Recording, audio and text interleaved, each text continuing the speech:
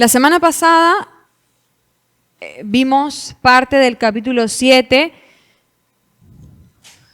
Si me permite, voy a ir un poquito hacia atrás, porque considero que la última parte del capítulo 7 la pasamos un poco rápido.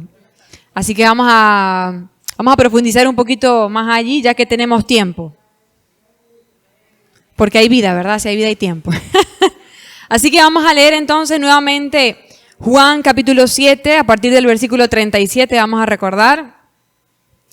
Dice, en el último y gran día de la fiesta, Jesús se puso en pie y alzó la voz diciendo, si alguno tiene sed, venga a mí y beba. El que cree en mí, como dice la Escritura, de su interior correrán ríos de agua viva. Eso dijo del Espíritu que habían de recibir los que creyesen en él, pues aún no había venido el Espíritu Santo, porque Jesús no había sido aún glorificado. Ok, recordemos contexto entonces. Comenzamos el capítulo 7 hablando de que Jesús iba a ir a su manera, pero iba a ir a Jerusalén a la fiesta de los tabernáculos, ¿verdad? ¿Se acuerdan? Hablamos de la fiesta de los tabernáculos, les recuerdo porque esta parte tiene relación a eso. La fiesta de los tabernáculos duraba 7 días en los cuales las personas hacían tiendas en sus patios o en sus terrazas planas y vivían allí por esos 7 días, era para recordar cómo en su peregrinaje por el desierto antes de llegar a Canaán, Dios les había sustentado, porque recuerden que ellos vivieron ahí en el desierto, pues en tiendas, ¿no? Como peregrinos, como extranjeros. Y a pesar de todo, a pesar del desierto, Dios les dio agua, Dios les dio de comer, Dios les dio sombra, Dios les dio fuego, luz que les cuidó en la noche. Entonces, en esta fiesta de los tabernáculos, ellos recordaban eso de esta manera. Durante 7 días vivían como si estuvieran en el desierto, en tiendas, ¿verdad? Para darle la gloria a Dios, porque el Señor les había guardado durante este tiempo. Entonces, el Señor Jesús iba a ir a su manera a Jerusalén a celebrar esta fiesta y pues a establecer el reino de Dios allí, ¿verdad? Pasan diversas cosas, el Señor enseña diversas cosas y llegamos a este capítulo, a este versículo. Se cree que este versículo dice en el último y gran día de la fiesta. Se cree que esto fue al 8º día. Recuerden que duraba 7 días la fiesta. En esos 7 días había una costumbre, entre otras cosas, ¿verdad? Que se tomaba, yo les dije que se echaba agua en el altar, se tomaba una jarra de oro del estanque de Siloé, agua del estanque de Siloé, y se echaba sobre el altar del templo, recordando cómo el Señor les había dado agua en el desierto, ¿verdad? De forma milagrosa. Los 7 días se echaba agua recordando y habían oraciones dando gracias por el agua que les había sustentado, pero el 8º día, que era el cierre de la fiesta, ya allí la gente regresaba a sus casas y la opinión popular, o sea, de la mayoría de los comentaristas, es que el 8º día no se echaba agua. No se echaba agua, pero habían oraciones por el agua. Entonces el Señor se para en este último y gran día, porque este era el último día de la fiesta de los tabernáculos y era el último día de fiestas anual. Ya no habían más fiestas para ese año. Y Jesús, este era el último año en el que Él estaría en todas las fiestas. Ya el próximo año estaría hasta la Pascua en la que Él sería crucificado. Ya Jesús no estaría nuevamente en una fiesta de los tabernáculos. Entonces aquí se levanta, dice, en el último y gran día de la fiesta, Jesús se puso en pie en el templo, ¿verdad? Y alzó la voz. Cuando dice alzó la voz, ahí podemos ver que va a decir algo importante, porque alzó la voz significa prácticamente gritó, utilizó un tono de voz bien fuerte y Jesús no solía, si usted ve la palabra, Jesús no solía predicar de esta manera. Al contrario, la voz de Jesús era más bien milagrosa por cómo Él podía predicar a tantas personas, pero jamás se nos dice, o poco se nos dice como en esta ocasión, que Jesús gritara. Pero en esta ocasión, cuando dice que Jesús alzó la voz, entonces podemos ponerle el ojo y decir, el Señor va a decir algo importante porque no es lo que Él solía hacer o no es el tono de voz con el que Él solía predicar. Dice, ¿qué es lo importante? Dice, si alguno tiene sed, venga a mí y beba. ¿Qué estaba haciendo Jesús? Estaba haciendo una comparación entre el agua que ellos echaban en el templo y el agua viva que era Él, ojo. Él esperó al 8º día, el día en el que no se echaba agua, para decir, echaron el agua los 7 días, cumplieron su rito, cumplieron su religión, hicieron sus oraciones, Pero les pregunto, hoy no hay agua. Es decir, a pesar de que han hecho todo esto, ustedes han sido saciados. ¿Me están entendiendo? Están satisfechos espiritualmente hablando. El Señor estaba haciendo una comparación. Estas cosas naturales no sacian, no satisfacen como yo lo puedo hacer, ¿vio? Entonces por eso se para y dice, si alguno tiene sed, venga a mí, hablando de que Él era realmente la fuente de agua. Ahora, aquí hay algo buenísimo. Dice, si alguno tiene sed. Es justo una invitación maravillosa, porque fíjese, alguno. Alguno es algo muy amplio, ¿verdad? Alguno podría ser cualquiera. O sea, nacionalidad, español, japonés, chino, blanco, negro, grande, pequeño, mujer, hombre, de un partido político u otro, etcétera. Si alguno. Esa es la invitación de Jesús. Para todos, ¿verdad? Ahora, hay una condición. Si alguno, a pesar de que es amplio, dice, tiene sed. La única condición, mira qué tremendo. Tiene sed. Y tener sed no es una virtud de una persona. Sed habla de la falta de algo, de la falta de agua, ¿verdad? Entonces, el Señor nos dice, lo único que hace falta para que yo me acerque a ustedes y sacie sus vidas es que ustedes realmente tengan sed. Así de sencillo. Y esto habla de que nosotros reconozcamos, podamos reconocer nuestra condición de a quienes les falta, ¿ok? Mire, por ejemplo, en la Biblia usted ve al Señor Jesús con quienes se juntaba. Ahí vemos que la gente siempre le decía, pero ¿por qué? Este está con los publicanos, ¿por qué está con los pecadores en vez de estar con los maestros, con los religiosos, con los fariseos, con los... ¿Por qué? ¿Porque Jesús fuera pecador como ellos? No. Al contrario, Jesús era la diferencia entre ellos. Pero la cuestión es que esos publicanos con los que Jesús comía, los pecadores con los que Jesús comía, esas mujeres que se postraban a sus pies, ellos reconocían que necesitaban. ¿Me está entendiendo? Ellos reconocían, por eso lo invitaban, por eso le decían, ven, o quiero estar aquí, por eso se ponían a sus pies, etc. Ellos estaban reconociendo, ellos tenían sed, sabían que no tenían el agua que necesitaban. Entonces Jesús, al ver la sed, tenía una puerta abierta para entrar a sus vidas. ¿Ve? Cuando nosotros no podemos reconocer que nos hace falta algo, le estamos cerrando la puerta al agua. Si usted no tiene sed, usted no va a la nevera a servirse agua para tomar, ¿me está entendiendo? Igual pasa con el Señor. Si nosotros sentimos que estamos bien, que en nuestras casas todo está bien, que nosotros no somos pecadores, como dicen por ahí, yo no soy jugador, ni parrandero, ni borracho, ¿para qué necesito ir a la iglesia? Ahí le estamos cerrando la puerta al que puede realmente satisfacer nuestras vidas. ¿Vio? Entonces, si nosotros queremos experimentar esta agua, primero tenemos que reconocer que no la tenemos, que tenemos necesidad. Tenemos que vernos a nosotros en nuestra real condición, en nuestra fragilidad. Por eso es que usted ve que las personas buscan al Señor en una cama en un hospital. Porque allí la vida les mostró que tenían necesidad. Allí, cuando las pastillas no pudieron, los médicos no pudieron, y entonces estás en una cama de hospital en una condición grave, entonces la persona dice, ¿a quién más corro? Tengo una necesidad de alguien. Y entonces le abran la puerta a Jesús.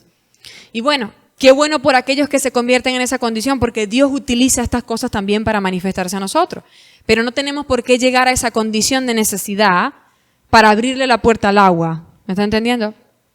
En nuestras vidas no tenemos que llegar a una condición de depresión para entonces decir, necesito buscar al Señor. Y es que nosotros, aún cristianos aquí buscando al Señor, esperamos sentirnos muy mal para empezar a orar. ¿No le ha pasado? Yo soy una. Siento que estoy bien y lo primero que se me va es los deseos de buscar la palabra, de orar, porque me siento bien. ¿Me está entendiendo? Porque no siento necesidad. ¿Vio? Pero eso es engañoso. Porque entonces esa condición empieza a crecer sin avisarnos, porque así hacen las cosas el enemigo, no avisa.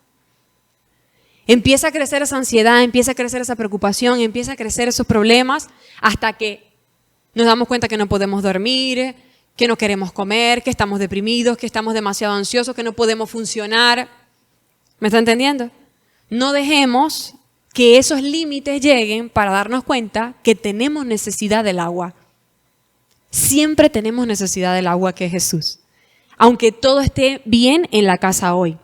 Mire que por allí dicen que nosotros necesitamos carácter para los tiempos difíciles, pero necesitamos más carácter para los tiempos buenos. ¿Sabía usted eso? Nosotros decimos, no, necesitamos carácter para cuando la cosa está dura, ser pacientes y prevalecer.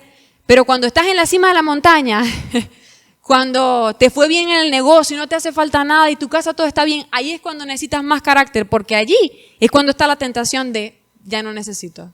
¿Vio? Ya no necesito buscar al Señor, ya no necesito ir a la iglesia, ya lo busqué y me dio todo lo que necesitaba. Cuidado. Si alguno tiene sed, dice, venga a mí y beba. Dice el versículo 38, el que cree en mí, como dice la Escritura, de su interior correrán ríos de agua viva. El que cree en mí, aquí el Señor explica a qué se refiere con beber de Él. Esta es la traducción. Beber de Jesús es creer en Él. ¿Se acuerda cuando hablamos de qué significa la palabra creer, no? Buenas, creer no solamente es, sí, Jesús es real. A veces pensamos que eso es creer. No, ¿verdad? Explicamos bastante más allá en Juan capítulo 3, de tal manera amó Dios al mundo, y por allí cuando el Señor habló de esto, dijimos que la palabra creer significa confiar en, aferrarse a, que tiras tu vida encima del Señor. Esto es creer en Él. Y esto es beber de Él. Dijimos que comer y beber del Señor era hacerlo parte de ti, digerirlo. No hay vida tuya sin el Señor. ¿Vio? No es cualquier cosa creer. A esto se refiere el Señor Jesús.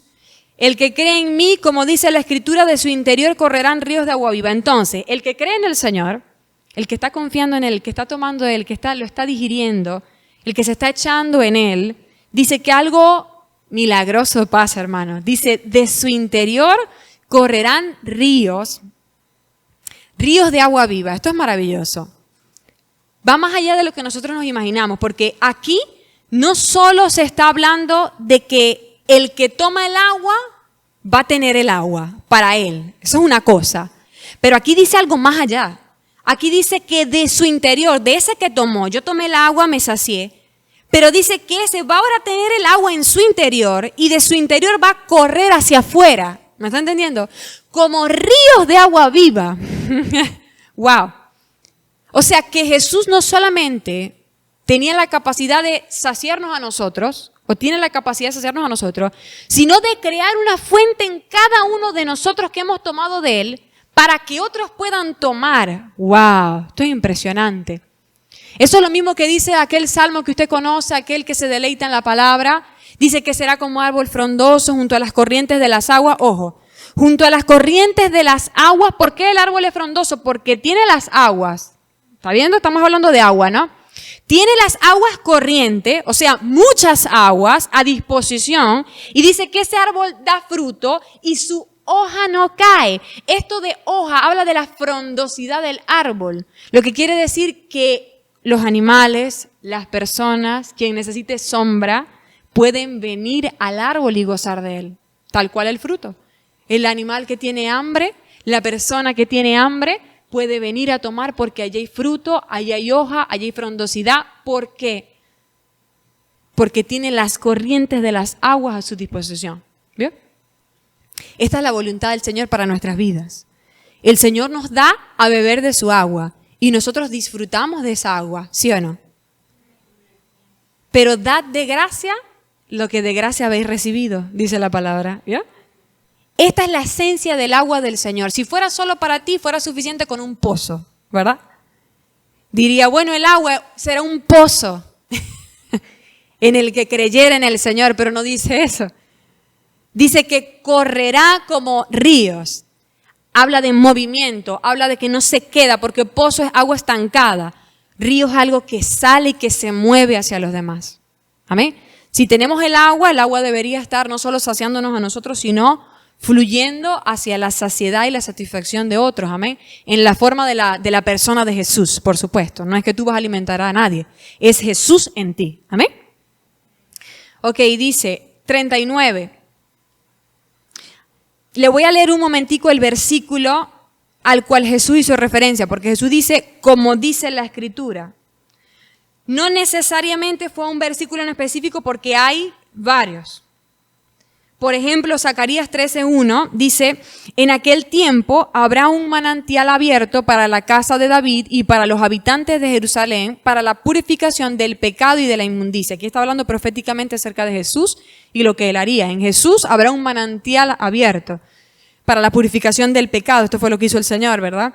Isaías 44:3, por darles otro ejemplo, que dice, porque yo derramaré aguas sobre el sequedal y ríos sobre la tierra árida. Mi espíritu derramaré sobre tu generación y mi bendición sobre tus renuevos. ¿Vio? Mi espíritu, dice, y esto es lo que explica el versículo 39. Dice, esto dijo del espíritu, está explicando, ¿no? Esta agua es para satisfacernos, es para saciarnos, es para que bendiga a los otros, para satisfacer nuestras necesidades. Pero eso viene en la forma de alguien, o en la forma de la persona de alguien, y esto es el Espíritu Santo. Esto dijo del Espíritu que habían de recibir los que creyesen en Él, pues aún no había venido el Espíritu Santo porque Jesús no había sido aún glorificado. ¿Vio? Está hablando acerca del Espíritu Santo, del ministerio del Espíritu Santo. Nosotros honramos la obra de Jesús, que fue la que hizo posible estos ríos de agua viva. Pero ese movimiento de ríos, esa agua, tiene un nombre y es el Espíritu Santo. ¿Me entiendes? Hoy es el Espíritu Santo el que está en tu interior y es Él el que te da esa agua diariamente. Es su ministerio, es su trabajo. Cuando tú necesitas consuelo, el Espíritu Santo es el consolador. Cuando tú necesitas sanidad, el Espíritu Santo es el médico. Jesús es la medicina, ojo. Pero el Espíritu Santo es el médico que te administra la medicina. Es el tiempo de su ministerio. Él es el que Él es el que hace la obra. Jesús ganó el derecho para tu libertad de demonios, de dolencias, pero el Espíritu Santo es el que manifiesta el poder de Jesús en ti para que eso ocurra. Así que nosotros deberíamos estar buscando conocer más al Espíritu Santo. ¿Verdad que sí? Lea el libro de los Hechos para que vea cómo no hay capítulo, bueno, prácticamente no hay capítulo en las primeras partes en las que no se menciona el poder del Espíritu Santo, y ahí es donde usted ve a la iglesia fuerte. Nosotros leemos esos capítulos de Hechos y decimos, quisiéramos ser la iglesia así, ¿verdad? Esa iglesia que tenía el poder del Señor, que en medio de las dificultades prevalecían y no callaban sus labios, etcétera. Y nosotros decimos, ¿cómo? Muchas veces le he dicho que yo leyendo los Hechos decía, no, pero esta gente, estos son superhombres. Hasta que el Señor me dijo, no son superhombres, tienen al super Espíritu Santo. ¿Vio? Buscaban, anhelaban al Espíritu Santo, como por ejemplo nos marcó la pauta el Pentecostés, que se reunieron a esperar la promesa, a clamar por la promesa que era el Espíritu Santo. Lo mismo deberíamos estar haciendo nosotros, para que estos ríos de agua viva corran en nuestras vidas. Amén.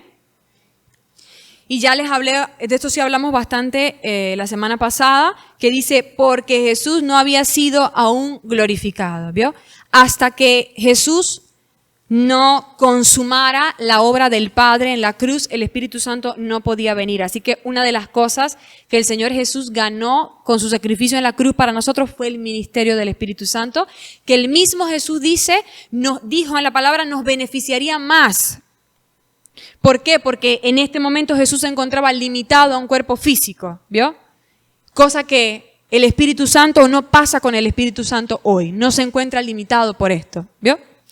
Entonces Jesús tenía que ser glorificado, tenía que ascender a la cruz para que el Espíritu Santo pudiera venir a nosotros.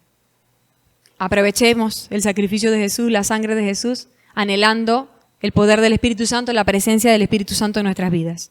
Ahora sí vamos con material nuevo, dice entonces el versículo 40.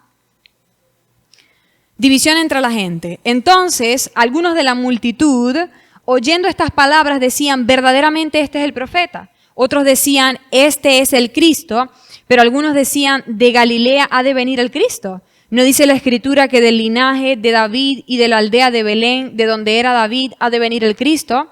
Hubo entonces disensión entre la gente a causa de él, y algunos de ellos querían prenderle, pero ninguno le echó mano. Vamos a continuar, dice, los alguaciles vinieron a los principales sacerdotes y a los fariseos, y estos les dijeron, ¿por qué no les habéis traído? Los alguaciles respondieron, jamás hombre alguno ha hablado como este. Entonces los fariseos le respondieron, ¿también vosotros habéis sido engañados? ¿Acaso ha creído en él alguno de los gobernantes o de los fariseos? Mas esta gente que no sabe la ley, maldita es.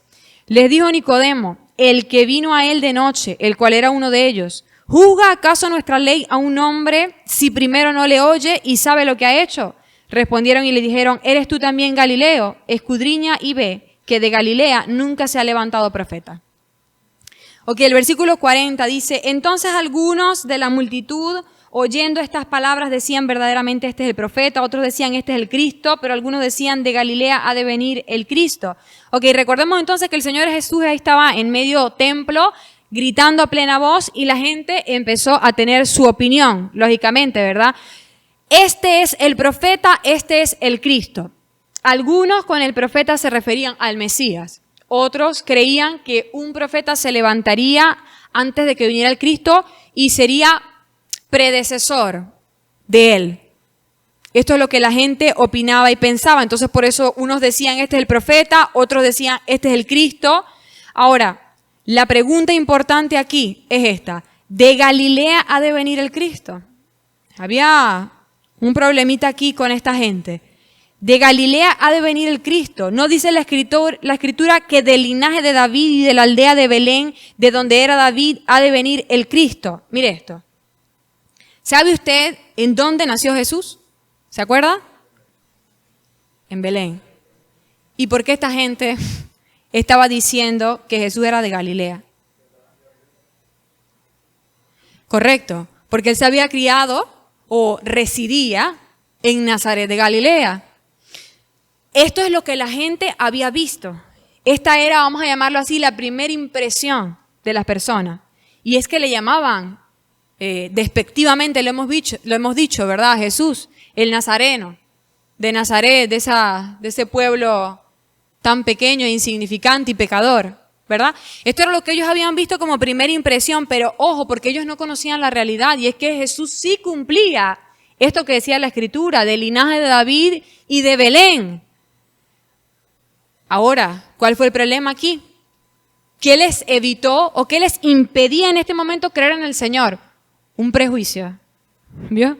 Que ellos vieron y pensaron que se las sabían todas. Que no nos pase esto a nosotros. ¿Me está entendiendo? Las cosas con Dios no suelen ser así como que muy fáciles de entender. No sé si me entiende. Nosotros no podemos, por primeras impresiones o por lo que nos parece o por lo que una situación aparenta, traducir cuál es la voluntad de Dios. A veces nosotros estamos en circunstancias difíciles y ¿qué es lo que nosotros primero pensamos? No, que este es un castigo de Dios, etcétera.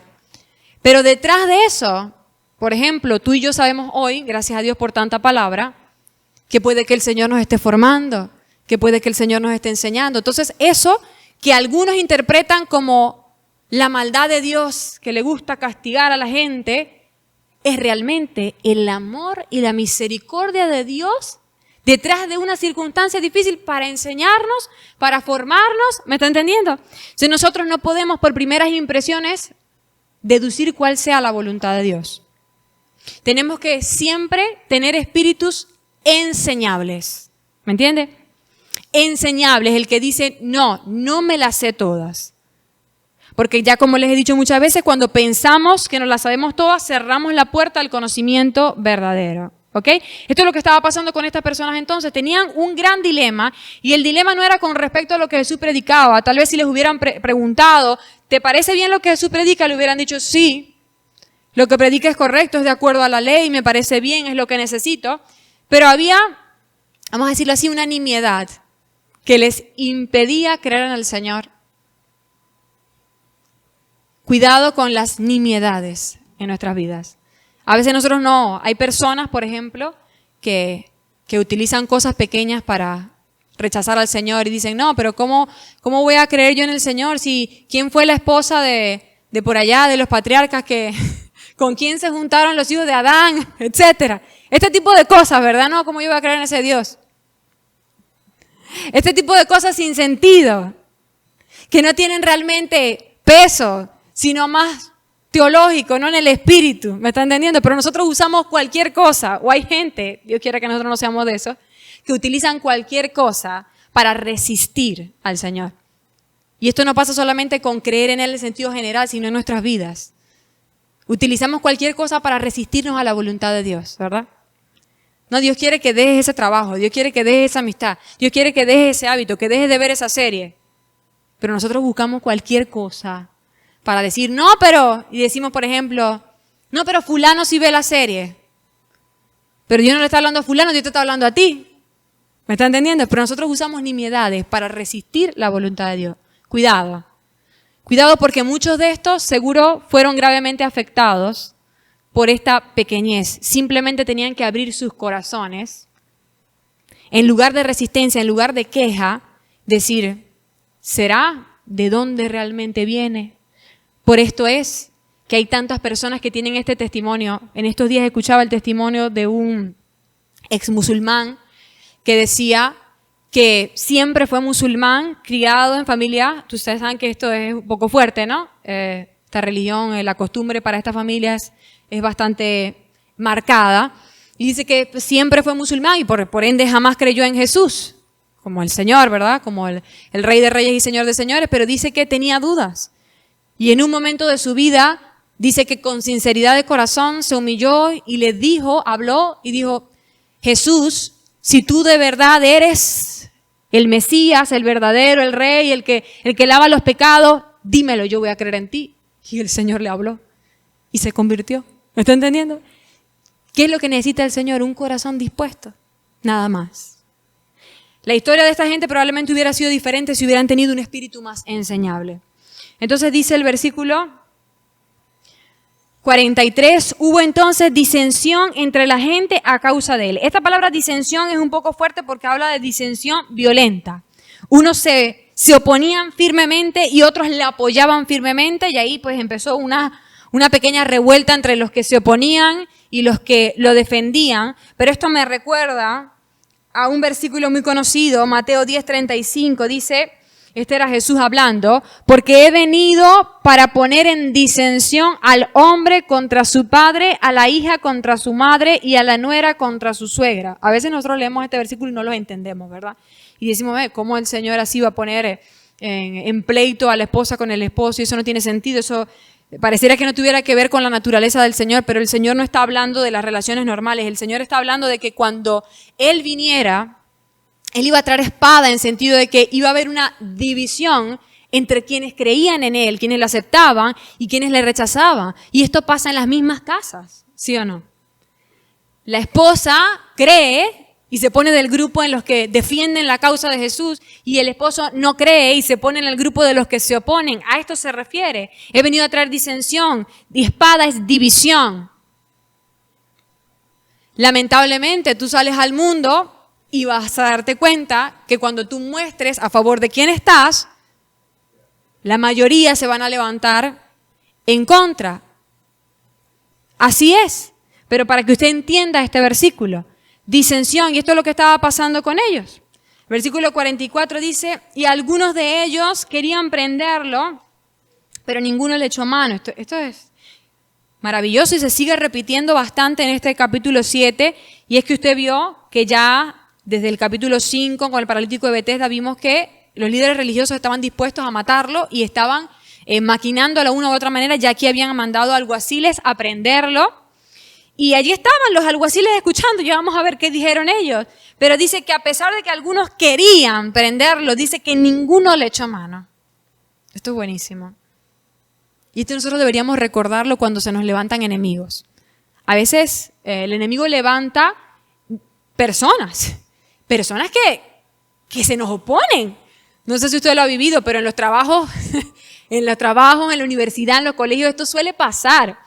Que tú eres cristiano y de repente se levanta uno que te la aplica. No sé si a usted le ha pasado. Tal vez ni sabes que tú eres cristiano y tú te das cuenta que allí, que tu guerra no es contra carne ni sangre, sino algo que está detrás de esta persona, ¿verdad? Todos vamos a vivir esto. Pero allí, cuando esos enemigos se levanten, nosotros deberíamos recordar que con nosotros también va a pasar esto. A pesar de que todos quieran prendernos, a pesar de que todos quieran echarnos mano, de que todos quieran oponerse a nuestros caminos, de que todos quieran que nos vaya mal, nadie nos va a poder echar mano si nosotros estamos en el centro de la voluntad de Dios. Esto es lo que pasó con Jesús. Jesús estaba haciendo lo que el Padre quería que hiciera, estaba en el centro de la voluntad de Dios. Si tú estás haciendo lo que Dios te manda hacer, nadie se te va a poder oponer. ¿Amén? Ok, el versículo 45 dice, los alguaciles vinieron a los principales sacerdotes y a los fariseos. Esto es tremendo. Querían prenderlo y no solamente no le echaron mano, sino que se regresan con una alabanza a Jesús. Mire qué tremendo, ya lo va a leer. Dice, vinieron a los sacerdotes y los fariseos que eran quienes les habían enviado, ¿verdad? Y estos le dijeron, ¿por qué no les habéis traído? No cumplieron su misión. Mire qué tremendo. Ellos querían prenderle, querían cumplir la misión y es que ellos estaban debajo de una autoridad, tenían que ir a responder a la autoridad. Mire, se iban a ganar unos problemas, pero no pudieron prender a Jesús. Les pasó como allá a los leones que se querían comer a Daniel, ¿se acuerdan? Le cerraron la boca y aunque tenían mucha hambre los leones, no pudieron hacerle nada. No pudieron echarle en mano a Daniel, igual pasó con Jesús, pero no fue todo esto. Mire, más allá, dice el versículo 46, los alguaciles respondieron, jamás hombre alguno ha hablado como este hombre. Ay, no, Dios es bueno. Hermanos, si nosotros perseveramos en la voluntad del Señor, llegará el momento en el que no solamente los enemigos no nos podrán hacer nada. No sé si usted lo ha experimentado, yo sí. Sino que en ocasiones aún esos enemigos te encuentran años después y tú te das cuenta que han hablado bien de ti. Esto es tremendo. Yo recuerdo en el colegio cuando realmente me convertí, porque yo soy de familia cristiana, pero cada uno tiene su encuentro personal con el Señor. Fue más o menos a mis 15 años. Entonces yo tenía muchos años, 4 años de ver a las mismas personas, ¿no? A los mismos compañeros. Ellos conocían a una Rebeca, pero cuando me convertí al Señor conocieron a una diferente. Y entonces, pues, se empezaron a oponer algunos, ¿verdad? A su manera, cosas tal vez pequeñeces, ¿no? Pero ahí estaba, para un adolescente era oposición. Y recuerdo una vez una de las que se oponía bastante, en una ocasión, luego de salir del bachillerato, me escribe un mensaje, recuerdo que yo estaba en el cine, esto no se me va a olvidar jamás, me escribe un mensaje y me dice, Rebeca, por favor, yo sé que Dios te escucha a ti, así que ora por esta situación que estoy viviendo. Y yo casi me caigo desmayada. ¿Qué pasó? ¿Qué pasó ahí? Estamos en el centro de la voluntad del Señor, hermano. Y nadie nos puede echar mano, y no solamente eso, sino que honra al que merece honra. Llegará el momento en el que tendrán que reconocer, ¿me está entendiendo? Que nosotros estábamos actuando justamente, que nosotros lo estábamos haciendo bien. Pero eso llega en el momento en que tiene que llegar. Nosotros no tenemos por qué buscar la gloria del hombre, buscamos la gloria del Señor y Él a su debido tiempo nos honrará. Amén. Y esto es lo que pasó con el Señor Jesús. Jamás hombre alguno ha hablado como este hombre. Leí un comentarista que habla del fraseo en griego y cuando dice hombre al final, en el griego hace referencia a que ellos estaban diciendo que Jesús no era solo un hombre. La forma en la que Jesús hablaba y lo que Él expresaba y su vida, ellos lo que vieron fue este que dice ser un hombre o que parece un hombre, tiene que ser más que un hombre. ¡Qué tremendo! Estos hombres que querían prenderle salieron casi convertidos, diría yo. Casi convertidos hablando a favor del Señor, porque el Señor estaba en la voluntad del Padre. El versículo 48 al 47 dice, entonces los fariseos le respondieron, ¿también vosotros habéis sido engañados? ¿Acaso ha creído en él alguno de los gobernantes o de los fariseos? Mire esto, aquí se empieza a ver de forma muy clara el orgullo que había en el corazón de los líderes religiosos, en este caso de los fariseos. Empiezan a decirle, estaban tratando de hacer sentir menos a estos alguaciles. Les estaban diciendo, ustedes que son nadie, ¿cómo van a creer en este hombre Jesús? Si la gente importante, como los gobernantes y los fariseos que somos nosotros, no creemos en él. Ojo. Y que esto a veces nos puede suceder, ¿no? Pero ¿cómo vas a creer en ese Jesús? Esto sucedía mucho en unos años atrás. Si los cristianos son solo los pobres, ¿usted nunca llegó a escuchar esto? Se creía que el evangelio del cristianismo era solo para los pobres. ¿Por qué? Porque parecían los únicos necesitados. Pero hoy hemos visto que aún los más ricos tienen profundas necesidades, ¿correcto? Por lo cual usted ha visto grandes estrellas que lo tienen todo y terminan suicidándose, ¿verdad? Porque tienen necesidad, pero se creía o la gente decía, no, pero ¿cómo vas a creer en ese Jesús si eso es solamente para los pobres? Cuidado, nosotros no podemos seguir a alguien por lo importante que parezca. Nosotros no podemos seguir a alguien por las apariencias. Examinarlo todo y retener lo bueno. ¿Sí o no? Y ya se los he dicho muchas veces, pero se lo repito. Cualquiera que usted vea, cualquiera que usted quiera tomar de ejemplo, examínelo todo y retenga lo bueno. ¿Ok? No porque sea grande, no porque tenga un título, y nosotros a veces tenemos que tener cuidado de esto con las redes sociales y la televisión, ¿verdad? Que aún como cristianos consumimos contenido cristiano de redes sociales, de Facebook, de Instagram, ¿verdad? Y vamos a la gente, a los perfiles y decimos, uy, tiene 1 millón de seguidores. Y eso hace que tú tengas que escuchar y hacer todo lo que dicen ellos, no necesariamente. ¿Usted me está entendiendo? Tenemos que examinarlo todo y retener lo bueno. ¿Qué hubiera pasado si estos hombres siguieran a esos gobernantes y fariseos? Se hubieran perdido. ¿Me está entendiendo? Entonces, cuidado. Pero también los estaban haciendo sentir poca cosa. Mire lo que dice el versículo 49. Más esta gente que no sabe la ley, maldita es. Mire esto, cómo los estaban avergonzando. Les estaban diciendo, ustedes que no son de los gobernantes ni de los fariseos, ustedes no saben la ley y malditos son. Wow. Yo digo, si la religión de ellos les transformó en estas personas, Dios mío, yo no quiero ser religiosa.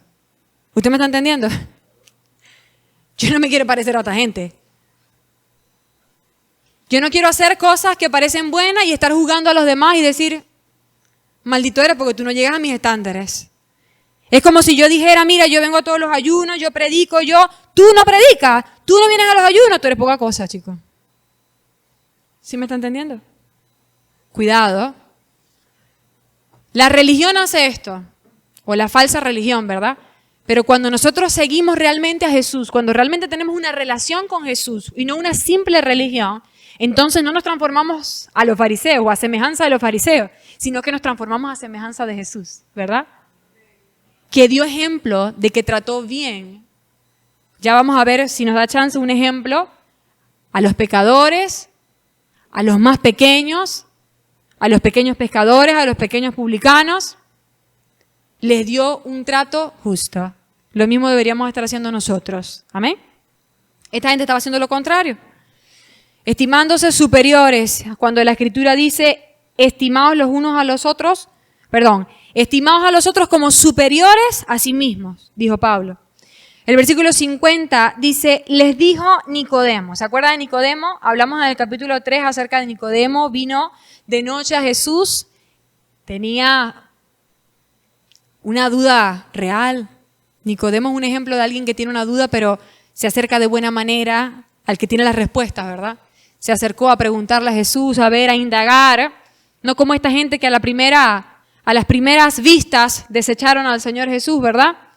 Entonces Nicodemo dice, el versículo 51 dijo, ¿juzga acaso nuestra ley? Estas son palabras de Nicodemo. ¿Juzga acaso nuestra ley a un hombre si primero no le oye y sabe lo que ha hecho? Es correcto. Mire que esto es de acuerdo a la ley. Y no solamente ellos nadie podía ser juzgado sin primero un juicio importante, sin que primero hubieran testigos, al menos 2 que concordaran y dijeran que él era culpable. Oye, y le adelanto, pero lo vamos a estudiar en algún momento, a Jesús se le pasaron por encima todo esto. Jesús no tuvo ni testigos reales, ni un juicio justo, nada que ver. Esta gente decía ser religiosa, pero no cumplían sus propias leyes. ¿Me están entendiendo? Cuidado con nosotros, porque a veces nosotros creemos que estamos cumpliendo todas las leyes. O sea, a veces nosotros creemos que lo estamos haciendo muy bien, pero tenemos que tener nuevamente espíritus enseñables para darnos cuenta que a veces esas propias leyes que defendemos las predicamos, pero no las cumplimos. ¿Vio? Ojo. Entonces Nicodemo, una voz de justicia, Entonces les dice, pero ya va, si nosotros mismos no decimos que tenemos que oír primero al hombre, que tiene que tener una audiencia real para entonces juzgarlo. Mira la respuesta que le dieron. Respondieron y le dijeron, ¿eres tú también Galileo? Mire esto. Nuevamente una respuesta despectiva. Ellos menospreciaban profundamente a los galileos y a cualquiera, ya lo hemos visto, a cualquiera que no cumpliera todos sus estándares o que no fuera parte de ellos, lo despreciaban y no significaba nada para ellos. Así que lo que hacen aquí es que insultan a Nicodemo. Mire esto. Los religiosos insultándose entre hermanos. Que no nos pase esto. Que no nos pase esto. Que andamos predicando por allá a Cristo y aquí adentro nos andamos insultando entre hermanos. Y tenemos algo en contra del hermano. Y allá en la casa hablamos fuchiladas del hermano. Cuidado, porque ahí estamos imitando a los fariseos, no al maestro. ¿Ok? Escudriña y ve que de Galilea nunca se ha levantado profeta. Hay otro insulto más, un insulto más. Escudriña. Chico, tú no lees la Biblia. Que esto nunca está en nuestras bocas. ¿Cuánto lo he escuchado? Yo creo que esto no debería salir ni en broma de nuestras bocas. No, chico, pero es que tú no lees la Biblia, tú no sabes. No, tú no oras, tú no vienes para los ayunos, tú no sirves. ¿En qué estás tú? Cuidado. Somos rápidos para juzgar, pero para juzgar a los otros, no para juzgarnos a nosotros mismos. Cuidado. ¿Se acuerda de David? David pecó con Betsabé y mandó a matar al esposo de Betsabé. El profeta Natán le vino con una palabra figurada, en señal, vamos a decirlo así. Y le habló de un hombre, ¿se acuerda? ¿Se acuerda de esto? Que le quitó a su vecino la única corderita que tenía, teniendo él miles, para comérsela. Y el profeta Natán le dijo a David, ¿qué hacemos con este hombre? Que lo tenía todo y tomó la única corderita que tenía el otro. Y David le dice, bueno, le voy a parafrasear en pocas palabras, que lo maten, no lo digo así. Pero le dio el peso de la ley, todo el peso de la ley sin misericordia. Y el profeta Natán le dice, ¡ajá! ¿Y dónde te quedas tú? Porque esto era lo que había hecho David. Teniéndolo todo, tomó la única corderita que tenía el vecino, que era Betsabé. Y David dice, ¡ah! Se dio cuenta de su pecado, gloria a Dios, y se arrepintió. Pero vio lo rápido, la tendencia humana que tenemos de jugar rápido a los demás y no vernos a nosotros mismos. Que no nos pase esto. Nosotros deberíamos estar ocupados en examinarnos a nosotros mismos. Si usted se encuentra ahí mucho viendo el otro, mucho considerando la vida del otro, a veces decimos, no, voy a orar por fulano. Ay, Señor, ten misericordia de sutano. Sí, porque anda mal. Sí, porque ¿por qué habrá hecho eso? No, ese es un rebelde. ¿Usted me está entendiendo? Eso no es orar por sutano. Y al Señor no le gusta el chisme, así que yo me imagino al Señor, termina de echar tu chisme y después, cuando en verdad quieras orar, conversamos. ¿Me está entendiendo? Somos rápidos para jugar. Cuando usted se encuentre pensando mucho en el otro, redirija sus pensamientos a sí mismo. ¿Amén? Escudriña y ve que de Galilea nunca se ha levantado profeta. Mire que se equivocaron. Esto me encanta. Se equivocaron porque de Galilea sí se habían levantado profetas. Mire, le voy a decir quiénes se levantaron. A ver si lo encuentro por acá. Ajá. Alford, por ejemplo, dice, esto era históricamente incorrecto, pues por lo menos 2 profetas se habían levantado de Galilea y entre ellos el más grande de los profetas, Elías de Tisbé, y tal vez Nahum y Oseas. Su desprecio por Galilea los hacía perder de vista la exactitud histórica. Otro comentarista, si no me equivoco, es Gusick. Dice, de hecho, un profeta se había levantado de Galilea, Jonás, que fue una imagen de Jesucristo. Venía de Gat-Hefer, que se encuentra a 3 millas al norte de Nazaret, en la Baja Galilea, según de Reyes 14:25. ¿Vio? Se equivocaron. Los maestros de la ley. Por eso le decía que no lo sabemos todas.